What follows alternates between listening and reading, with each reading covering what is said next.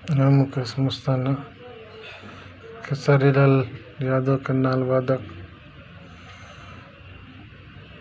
जेकर किडनी खराब हो गई। खेसारी लाल में 10 साल ढोलक बजौनी।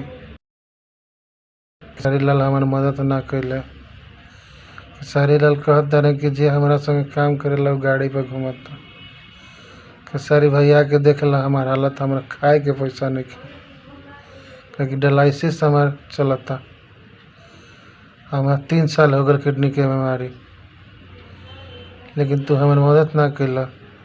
जबकि सोनू पांडे के हमरा के देखे के भेजला, तब सोनू पांडे जाके ना बतावले।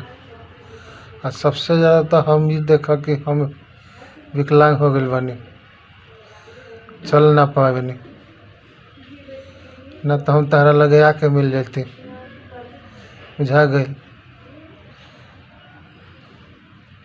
अब हम तुम मदद ना कैला, तब पवन सिंह भैया हम रोरा से मदद कर मांगता नहीं कि हम रोरा में बजौनी ना, लेकिन सुनले बानी कि रोरा बहुत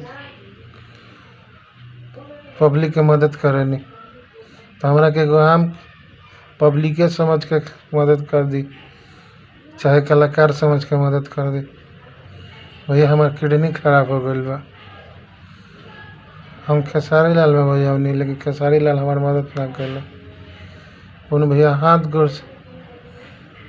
हाथ जोड़त तनी और गोड़ पड़त तनी, एक बार हमार मदद करी लोग, क्योंकि हम बहुत दुखी हो गई बनी।